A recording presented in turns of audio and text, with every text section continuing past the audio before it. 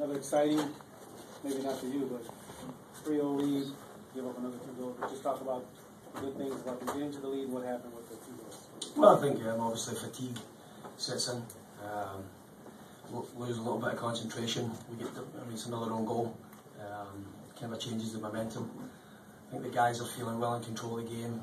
You know, when you're 3-0 up and you feel tired, you're composed. You give a goal up and then you start to feel the fatigue and the tiredness even more. It kind of quadruples a little bit. And then they get the other one from Brett Shea. I think we just went to sleep on a diagonal ball. Brett Shea is a good player, makes a good run and finishes it well. But as I say, I don't think we need to stop conceding goals. We know that. The good thing about it is we're sitting, from 6 points from 2 home games, and puts us right back in the mix. I think everybody's excited, and we can take a lot of positives from the game.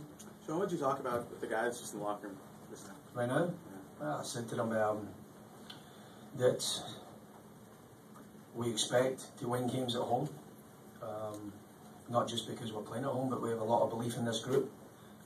And I told them it's up to you guys how far you want to take this thing. Do you want to go to the playoffs? I think we're capable. We've got a good team. We've got a great squad of players. A couple of fantastic performances out there today, and then you're bringing guys like Eddie Johnson and Sal and Darlington off the bench. I think it shows the quality that we have in the squad right now. You're not smiling as much as I expected you to. Is that just because of the 2 goals? No, you wouldn't be smiling if you had to go through 180 minutes or what I had to go through in the last 4 days. No, we know we can't keep scoring 3 goals at home and struggling. Not struggling, but hanging on to games. It's a hard ask for the forwards and the midfield players to score multiple goals. I really wanted us to get a clean sheet today. As I say, fatigue plays a massive part in the game at times. I think the emotion of Thursday night and then the emotion today. It's a new experience for a lot of these guys playing in this atmosphere. When you've got to rise to the occasion every day in practice, because myself and the staff set high standards, and then with the fan base that we've got, it's like walking out to an EPL crowd. So it's demanding, because these fans have a lot of knowledge, have a lot of history behind this club, and I don't think anybody in American soccer has played behind a historic club like this. Maybe Seattle, obviously, but our fans are magnificent. I can't ask any more of the players. I think the last 4 or 5 days, I don't like picking guys out, but Jeremy Hall, who never scored today, his work ethic in the last two games has been unbelievable. He's covered some ground. I said to him at half time, pointed to the midfield players, I said, some coaches right now would say that they couldn't ask for any more.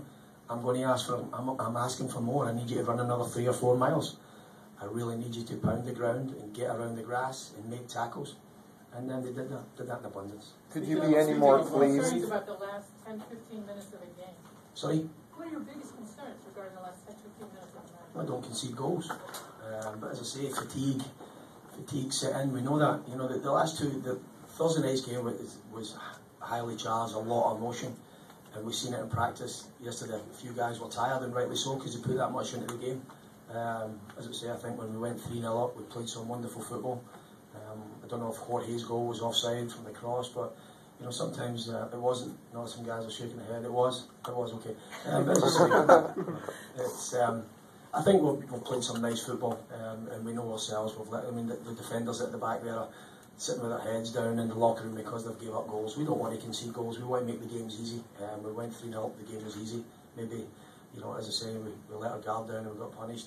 I think the own goal changes the momentum of the game. Sometimes a pass does that, a goal does it. It's like, takes the wind from your sails, and it certainly did today. John, can you talk about Khalif's game today? And he had 2 assists and just his play determination out there. Yeah, I think he's the last 2 games.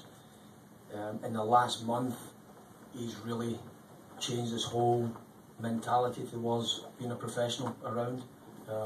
He realises what myself and the rest of my staff want. When we don't have the ball, you can't just play one way.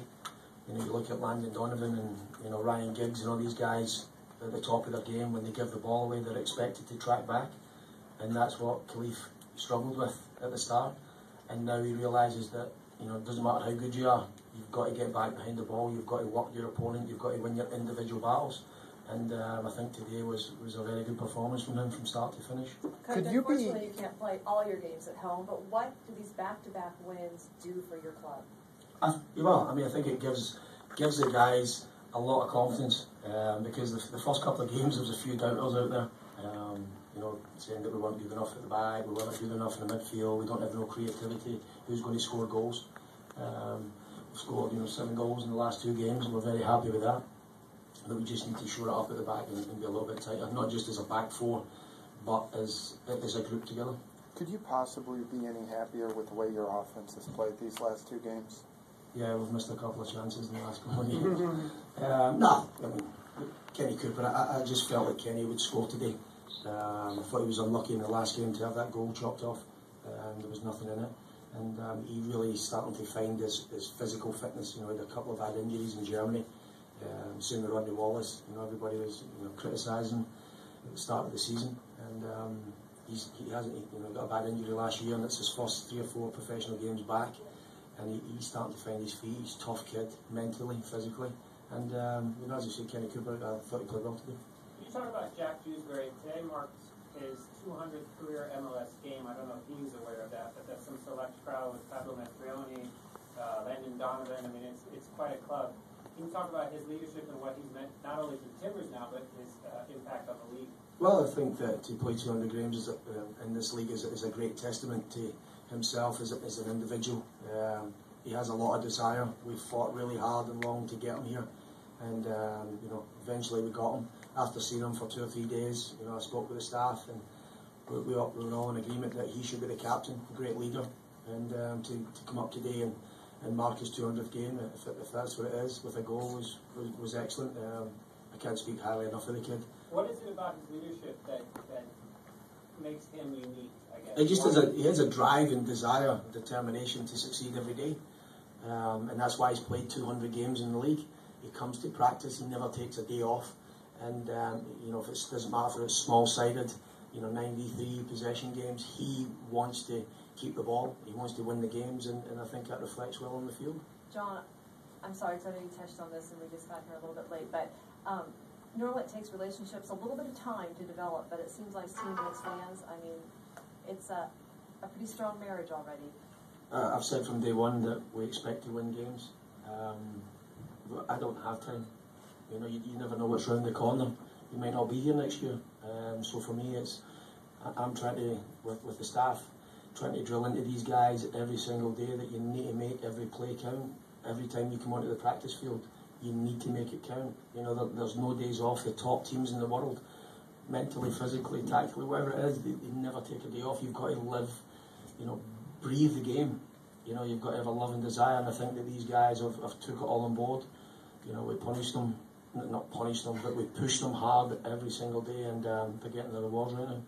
Your goalkeeper played pretty stout for the end of the match. Can you talk about his play? Yeah, he's done great for us, and I've said that time and time again. He's a kid that has the ability, with time and experience, could play at the highest level of the game. We've got a special kid in our hands. He's done well when he's come in. It's just unfortunate that he's lost 2 goals, which have been own goals, and had a screamer put past him in Toronto, so he's had to pick the ball at the net a couple of times, but he showed great strength and character, and he shows a lot of poise and confidence for such a young man. Didn't even play in Division 2 last year, played PDL, and all of a sudden he's at the top of his game in Major League Soccer, making saves and keeping us in the game. I think he's done very, very well for himself. Coach, overall, how would you describe this first homestand? 2 wins. No clean sheets. So negatively, just disappointed with conceding goals, because we don't want to be known as a team that concede most goals in the league. We want to try and be, very stringent, especially here at Jolin Field, that we do not want to give goals up, because you give two teams in this league with two goals, you're going to lose games. We're just fortunate right now that when we lose them 2 goals, we're sitting with 3 ourselves. So we don't want to make that a habit, that's for sure. How did you feel the last 10 minutes when they really started pushing numbers and got the 2 goals and then in stoppage time? Yeah, I mean, obviously we're nervous. We're nervous as a staff sitting on the bench, just keeping the fingers crossed that we remain resilient, we make our tackles, we stop crosses. If the cross comes in, we win our headers. And the guys were exhausted at the end of the game. I can't fault them. They've been absolutely magnificent for me since we reported back in January 21st of this year. A lot of people, as I say, the first couple of games were saying, oh, these guys are not good enough, and whatever, everybody had their opinions, but we remained positive, we stuck together as a group, and we hope that we've turned a little bit of a corner confidence-wise, and I think anybody watching games, will be looking forward to come to play here, but we'll obviously know that they're going to have to come and work hard to beat us. How do you take this success onto the road now? Well, we've got to. I mean, for me, it's always been the same. It doesn't matter where you play away from home, doesn't matter where you play at home. We've got to try and get out and win games. So it doesn't matter to me. I don't care where we play. I think good teams can play at home and they can play away, and it doesn't matter. It doesn't affect anybody. And so it'll be a big test next week when we go down to the Galaxy. Tremendous, good, very, very good team with probably the best player on the American soil, and Landon Donovan. So we'll enjoy ourselves tonight, and then we'll plan for the Galaxy starting Monday morning. All right, thanks, guys.